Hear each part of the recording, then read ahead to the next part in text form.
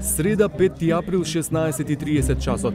Владеачкиот СДСМ од дворот на партиското седиште ја најавува кампањата Рамо до рамо.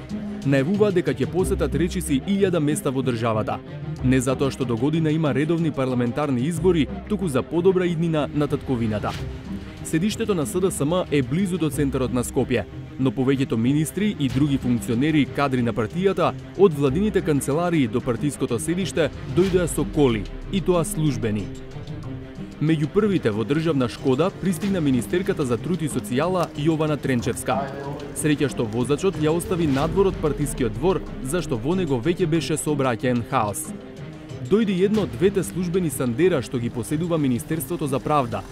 Во метежот не успеавме да видиме кој излезе од него, освен дека остана паркирано покрај партиската зграда. Не видовме кој излезе и од вториот службен автомобил на Министерството за правда, присутен на настанот, БМВ со регистарски таблички СК 9210 АБ. Генералниот секретар на владата Методија Димовски излезе од Шкода што поради црниот Сеат пред неа не можеше веднаш да влезе во дворот, па личеше како Димовски да дошол пеш. Црните службени коли продолжија да се редат. Следуваше вице-премиерот за економски прашања Фатмир Битики. Потоа со неколку службени возила стигна премиерот Димитар Ковачевски. Пеш дојдоа други министри, за транспорт и врски Благој Бочварски, за животна средина Каја Шукова, вице-премиерката за добро владење Славица Грковска. Партискиот двор веќе беше преполн со коли, голем дел државни. Почитувани медиуми, почитувани партиски другари од Социјалдемократскиот сојуз на Македонија, почитувани партиски другарки. Партискиот настан беше почнат кога во дворот влезе уште една државна Шкода, која се паркираше на последното слободно место. Од неа излета вице-премиерот за европски прашања Бојан Маричич. Откако заврши најавата за Рамо до рамо, хаосот од коли некако требаше да се среди. Меѓу оние што требаше да се заминат беше и владиниот генерален секретар Димовски, кој откако ја забележа нашата камера, само го искористи багажникот на службеното возило и тргна пеш. Дел од функционерите подолго останаа во партијата, а службените возила ги чекаа паркирани наоколу. Преку електронска пошта пративме прашања до сите што дојдоа до партиското седиште со службено возило. Од Министерството за труд и социјална политика ни одговорија дека министерката Тренчевска всушност ја возеле дома, а партијата и била попатна точка бидејќи живее во истата општина, па не гледаат ништо спорно. При тоа, ако сте ги виделе возилата, сигурно сте забележали дека веднаш по симнувањето на министерката на попатната точка на движење, возилото се повлекува, односно си заминува од местото. Од пиар службата на Битики ни одговорија дека вице-премиерот пред и по завршувањето на кусата пресконференција извршувал владина агенда. На аеродром го испраќал хрватскиот премиер Андреј Пленковиќ, па промена на возилата не можело да се направи поради безбедносни и логистички причини. Вице-премиерот Маричич пак вели дека возможно е меѓу неколку владини активности да се случи посета на партиското седиште, а при тоа времето и логистиката да не дозволуваат промена на возилото. Тврди дека партиските теренски активности ги реализираа исклучиво со партиско возило. Во владата прашавме и за службената кола со која се возеше генералниот секретар Димовски, но не добивме одговор. Освен во дворот на СДСМ, БМВ-то и Сандерото може да се најдат и на паркингот зад Министерството за правда. Како што посочивме, тоа се службени возила на ресорот со кој сега раководи Кренар Лога од Алијансата за албанците. Едно утро, уште пред почетокот на работното време, решивме да провериме како се користат тие. Джипот БМВ го затекнавме на паркингот, но едното Сандеро го донесе овој човек, дури околу 9:15 часот. Во 9:30 дојде црна Шкода, за која претпоставуваме дека ја користи министерот Лога. Ова возило неколку пати во текот на денот накратко заминуваше и се враќаше. Околу 9 часот и 45 минути пред нас се паркираше второто Сандеро, а од него излезе овој човек. Очигледно дел од службените возила на правда се носат дома или на други места по завршувањето на работното време. Ги прашавме во Министерството за правда зошто ги користат возилата за партиски и други цели. Од таму ни стигна одговор само во однос на едно од возилата и тоа од државниот секретар Мухамед Точи. Не се сеќавам за конкретниот ден, никогаш службеното возило не го користам за партиски активности. Тоа може да било само инцидентно во деновите во кои сум имал низа службени активности. Црните службени шкоди може да се забележат и на други локации. Оваа снимка е од паркингот на голем супермаркет во скопската населба Тафталиџе. Во колата влезе човек со полна ќеса по пазарување во маркетот. Тргнавме по неа, а патот не одведе до владината зграда близу адвокатската уличка во која се сместени повеќе државни институции. За шкодата се крена рампата и таа продолжи кон подземната гаража. Дознавме дека возилото го користи владината служба за општи заеднички работи со која раководи Пеце Мирчевски, кадар на СДСМ. По електронска пошта прашавме зошто со службено возило и во работно време некој си пазари во маркет, но одговор не добивме. Понеделник 20 март 19 часот. Тој доаѓа. Со овој слоган речиси една недела беше најавуван митингот на владеачката ДУИ во скопската населба Чаир. Неколку часа пред настанот дојдовме и ние. Долго пред почетокот, на паркингот пред спортската сала стоеше паркирана црната службена Шкода, што ја користи Артан Груби, првиот вице-премиер и шеф на кабинет на претседателот на ДУИ Али Ахмети. Булеварот беше речиси блокиран од едно чудо црни возила што влегуваа во дворот на салата или се обидуваа да го направат тоа, а полицијата пропушташе само дел од нив. Груби нестрпливо го чекаше и тој навистина дојде, а со него во колоната дојдоа уште две службени Шкоди. До Ахмети беа претседателот на собранието Талат Џафери и министерот за надворешни работи и портпарол на ДУИ Бујар Османи.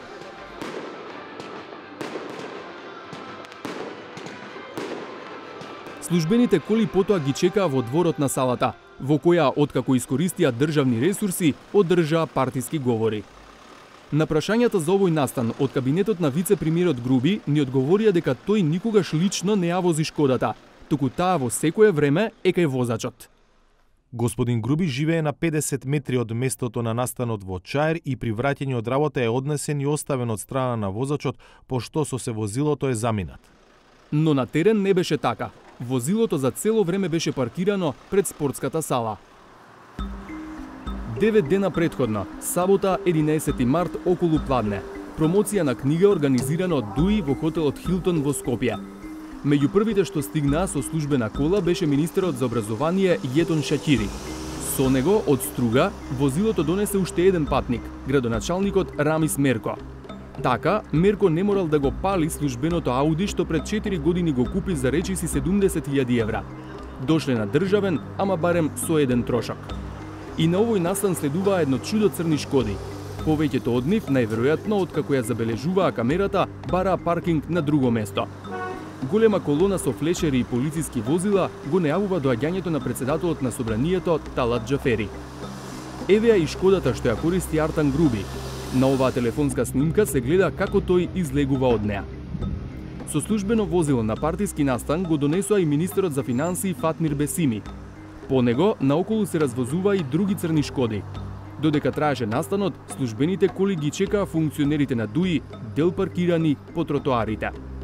Сите функционери што ги снимивме по електронска пошта ги прашавме зошто на партиски настан дојдоа со службените коли. Министерот за образование Јетон Шакири и вице-премиерот Артан Груби тврдат дека на настанот биле службено, на покана на државна институција, Институтот за духовно и културно наследство на албанците, кој бил и организатор, па според тоа не се работело за партиски настан. Но наспроти ова тврдење се фактите дека известувањето до медиумите за настанот го испрати ДУИ и дека во него пишуваше оти тоа е под покровителство на претседателот на ДУИ господин Али Ахмети. Никаде не беше споменато името на институтот. Од кабинетот на министерот за финансии Бесими пак, кратко ни одговорија дека службеното возило го користи исклучиво за службени потреби, на настани каде е поканет во својство на министер за финансии. ВМРО ДПМН е опозиција, но само на централно ниво. Меѓу градоначалниците најбројни се кадрите токму на партијата што ја води Христијан Мицкоски. Па решивме барем во една општина со градоначалникот ВМРО ДПМН да провериме како се користат службените возила. Ова е зградата на општина Ѓорче Петров. Ова е влезот на паркингот. Првиот ден, четврток, 6 април, уште пред почетокот на работното време, се паркиравме и чекавме од спротива. Точно во 8 часот пристигна службеното Ауди, кое претходно го немаше на паркингот. Од него излезе, најверојатно, возачот на градоначалникот. За кратко време, некаде замина со колата и се врати за само неколку минути. Од возилото излезе и градоначалникот Александар Стојковски, па претпоставуваме дека го зеде од дома. Следниот ден иста рутина. Точно во 8 часот некој си доаѓа на работа со службеното Ауди. За 15 на минути си замина, па решивме да тргнеме по него. По 2 поминати сокачиња низ населбата, возилото застана пред една зграда и во него влезе градоначалникот. Продолжија до основното училиште Мирче Ацев, кој е на минута подолу. Таму градоначалникот кратко зборуваше со една жена, веројатно вработена во училиштето. Назад во службената кола кон главниот булевар во населбата. Кратко до дуќан и градоначалникот стигна на работа. Но службената кола не остана на паркингот. Низ уличките зад општинската зграда влезе во тесен сокак и застана пред приватна куќа. Возачот и уште еден човек натоварија автомобилски гуми. Потоа службеното Ауди си замина придружувано од белото Мицубиши и се паркираа пред Вулканизер на главната улица во Ѓорче Петров. Гумите ги претоварија во Мицубишито, а возачот заедно со другиот човек си заминаа со службеното Ауди. За кратко ги изгубивме, но на крајот видовме дека Аудито беше вратено на општинскиот паркинг. Околу 9:30 часот, градоначалникот и уште неколкумина со службената кола заминаа на литургија во црквата Свети Петар и Павле. Дента беше празникот Свето Благовештение.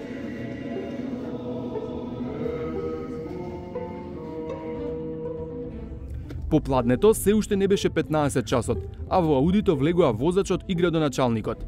По истата рута Стојковски го вратија пред зградата од каде утрото го зедоа. Google Maps вели дека растојанието меѓу оваа зграда и општината е 700 метри, или 2 минути со кола, а 9 минути пеш. Потоа возачот тргна назад кон општината, но наместо службеното возило да го врати на паркингот, си продолжи право. Аудито го најдовме паркирано зад населбата кај Вардар. Тука се задржа околу половина час. Потоа повторно отиде во сокакот пред куќата пред која утрото ги товареше автомобилските гуми. Но додека вртевме круг по уличките за да дојдеме пред куќата и да видиме што се случува, Аудито веќе го немаше, а во дворот на куќата беше паркирана белата кола со која утрото беа на Вулканизер. Кај зградата на општината чекавме и по истекот на работното време, но службената кола никој не ја врати. Следуваше викенд. И до општина Ѓорче Петров пративме прашања за начинот на употреба на службеното возило што го регистриравме. Оттаму ни одговорија дека менувале гуми на службеното Ауди, а не на приватно возило.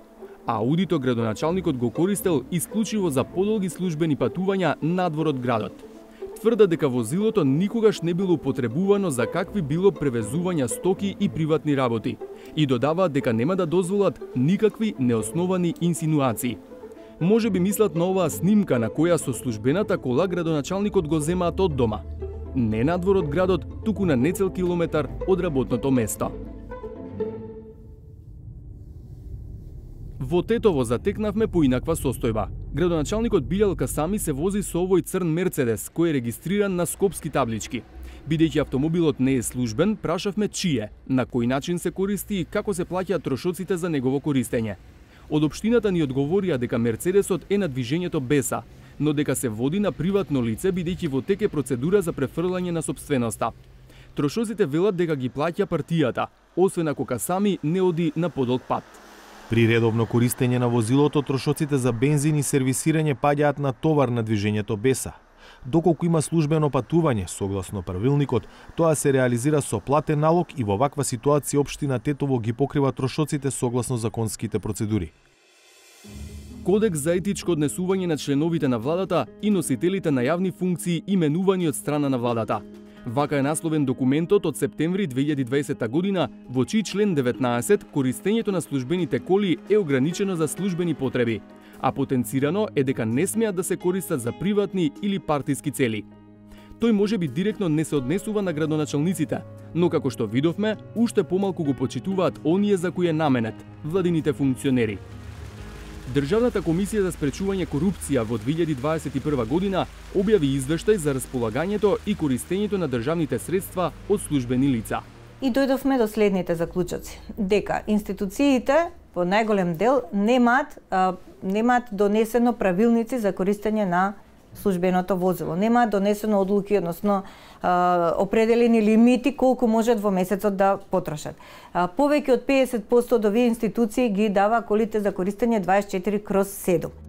По објавувањето на извештајот на Антикорупцијска, тогашниот вице-премиер за борба против корупција Љупчо Николовски започна постапка за донесување владина одлука со која се уредува користењето службени возила во сопственост или на користење на државата.